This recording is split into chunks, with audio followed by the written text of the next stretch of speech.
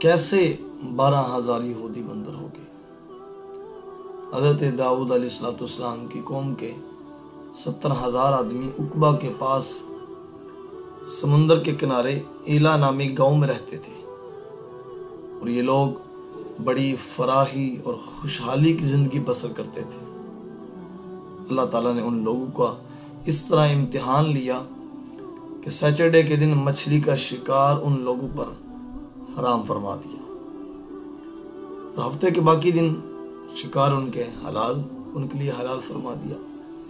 مگر اس طرح ان لوگوں کے آزمائش میں مبتلا فرمایا کہ سیٹرڈے کے دن بے شمار مچھلیاں آتی تھی اور دوسرے دنوں میں نہیں آتی تھی۔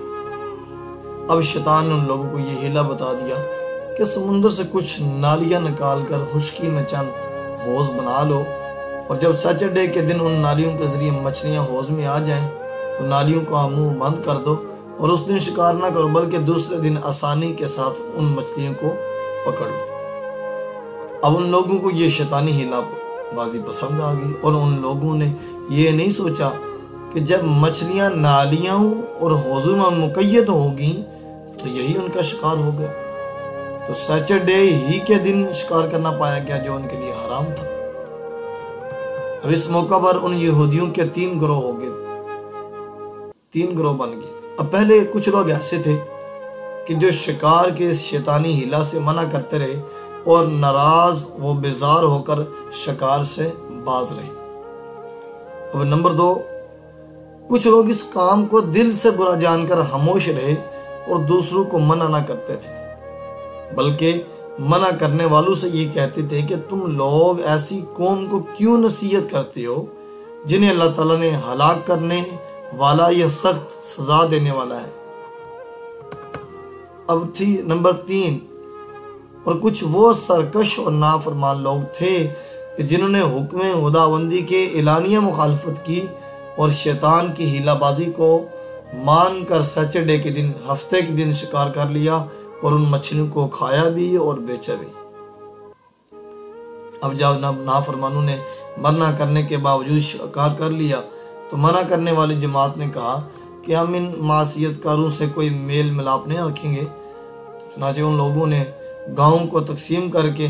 درمیان میں ایک دیوار بنا لی اور آمد و رفت کا ایک الگ دروازہ بنا لیا۔ اب حضرت داؤد علیہ السلام نے غضبناک ہو کر شکار کرنے والوں پر لعنت فرما دی۔ اب اس کا اثر یہ ہوا کہ ایک دن خطا کاروں میں سے کوئی باہر نہ نکلا، تو انہیں دیکھنے کے لیے کچھ لوگ دیوار پر چڑھ گئے تو کیا دیکھا کہ وہ سب بندروں کی صورت میں مسخ ہو گئے ہیں۔ اب لوگ ان مجرموں کا دروازہ کھول کر اندر داخل ہوئے تو وہ بندر اپنے رشتہ داروں کو پہچانتے تھے اور ان کے پاس آ کر ان کے کپڑوں کو سونگتے تھے اور زور زور سے روتے تھے، مگر لوگ ان بندر بن جانے والوں کو نہیں پہچانتے تھے۔ ان بندر بن جانے والوں کی تعداد 12,000 تھی، اور یہ سب 3 دن تک زندہ رہے اور اس درمیان میں کچھ بھی کھا پی نہ سکے، بلکہ یوں ہی بھوکے پیاسے سب کے سب ہلاک ہو گئے۔ شکار سے منع کرنے والا گروہ ہلاکت سے سلامت رہا، اور صحیح قول یہ ہے کہ دل سے برا جان کر خاموش رہنے والوں کو بھی اللہ تعالیٰ نے ہلاکت سے بچا لیا۔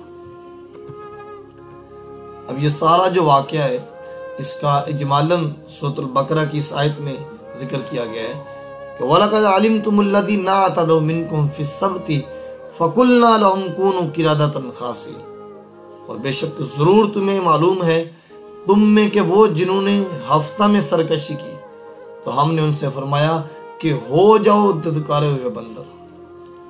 اور یہ سارا واقعہ ڈیٹیل کے ساتھ سورۃ الاعراف میں ہے، جس کا ترجمہ یہ ہے، اور ان سے حال پوچھو اس بستی کا کہ دریا کنارے تھی، جب وہ ہفتے کے بارے میں حد سے بڑھتے، وہ ہفتے کے دن ان کی مچھلیاں پانی پر تیرتی ان کے سامنے آتی، اور جو دن ہفتے کا نہ ہوتا تو نہ آتی۔ اس طرح ہم انہیں آزماتے تھے ان کی بے حکمی کے سبب۔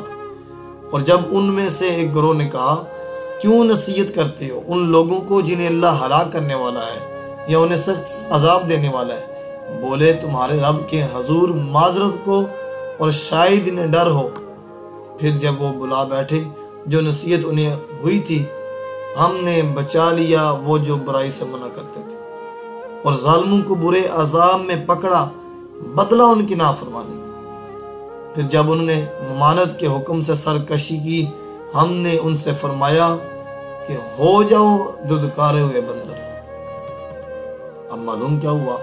کہ شیطانی ہیلہ بازیوں میں پڑھ کر اللہ تعالیٰ کے احکام کی نافرمانی کرنا، اس کا انجام کتنا برا اور کس قدر خطرناک ہوتا ہے۔ اور خدا کے نبی جن بد نصیبوں پر لعنت فرما دے، وہ کیسے ہولناک عذاب الہی میں گرفتار ہو کر،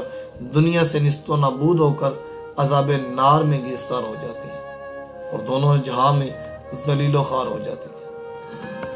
اصحاب ہیلہ کے اس دل ہلا دینے والے واقعہ میں ہر مسلمان کے لیے بہت بڑی عبرت اور نصیحتوں کا سامان ہے۔ اور کاش اس واقعہ سے مسلمانوں کے قلوب میں خوف خداوندی کی لہر پیدا ہو جائے، اور وہ اللہ رسول کے نافرمانیوں کی پگڈنڈیوں میں بھٹکنے سے منہ موڑ کر صراط مستقیم کی شاہراہ پر چل پڑے،